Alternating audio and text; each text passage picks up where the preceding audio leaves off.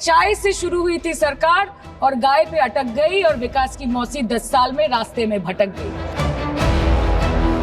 अभी तो शुरुआत है, ये तो ट्रेलर है, पिक्चर बाकी है। ये बोलते हैं कि गाय हमारी माता है पर माँ की रक्षा करना इन्हें नहीं आता है। बंगाली में हम एक बात बोलते हैं कि समय गेले साधन होबे ना। इसका मतलब यही है कि अगर समय चला गया तो साधना नहीं होगी। और 3 से 303 से 240 के आंकड़े बोलते हैं कि इस बार जो आप चले गए तो दोबारा लौटने की संभावना नहीं होगी। ये पहली बार की माननीय सदस्य सुना आप? जी हाँ, बहुत अच्छी है सर, सुनिए इनका आप बीच में मत टोकना उनको और सलाह मत देना, आप पीछे सीट पे चल जाओ।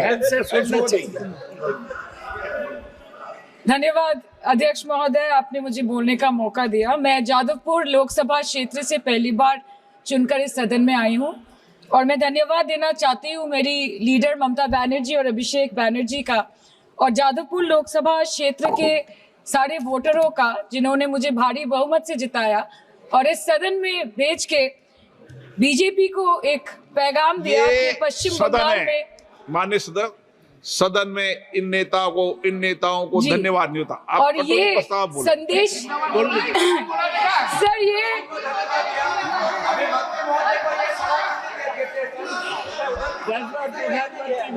Sir okay sir, no problem sir.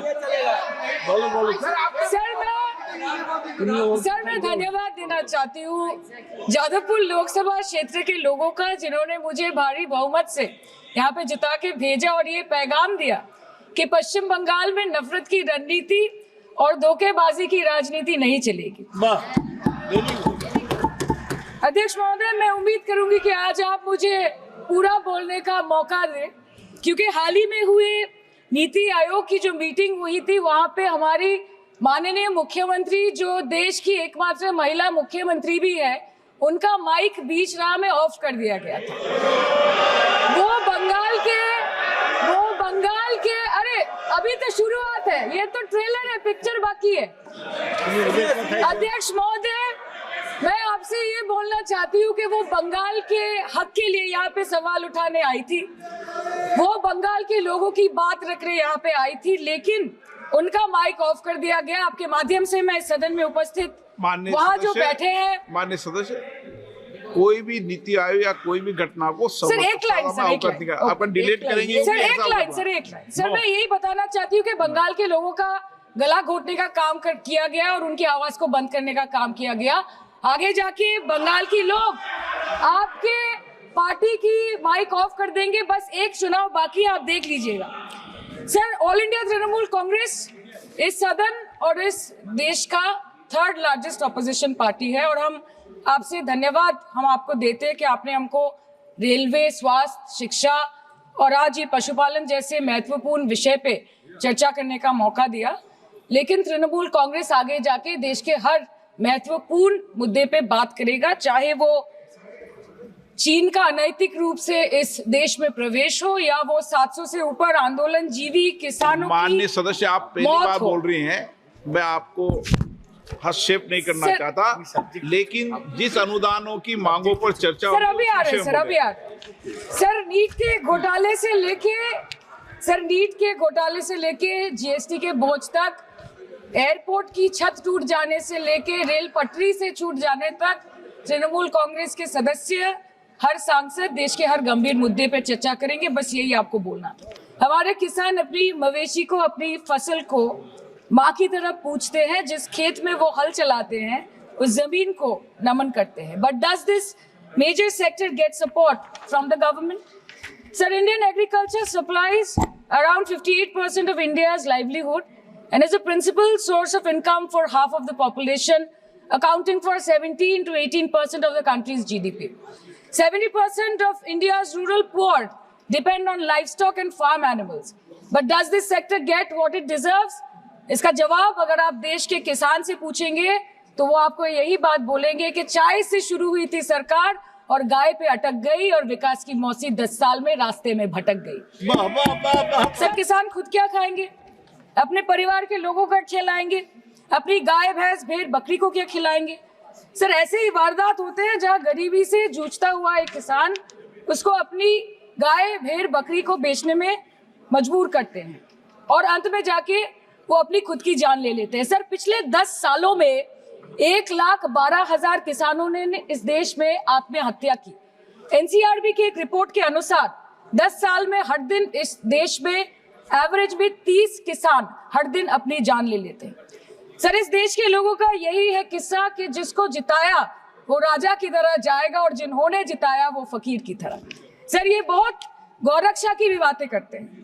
देश के लोगों को ये पता होना चाहिए that there is a fodder crisis in India and the union minister has himself stated in a written reply in Rajya Sabha that yes, the country is deficit in fodder. So it means that cows are dying without food in government owned goshalas, especially the BJP ruled state. तो sir, पहले खाना ही नहीं मिला, fodder crisis, फिर मिल भी जाए तो इतना महंगा कि किसान खरीद ही नहीं पा रहा है, फॉडर इन्फ्लेशन, और सर खाना मिल भी जाए तो पशुओं की बीमारी। उससे मुकाबला करने के लिए इस सरकार ने क्या किया? ये बोलते हैं कि गाय हमारी माता है, पर माँ की रक्षा करना इन्हें नहीं आता है।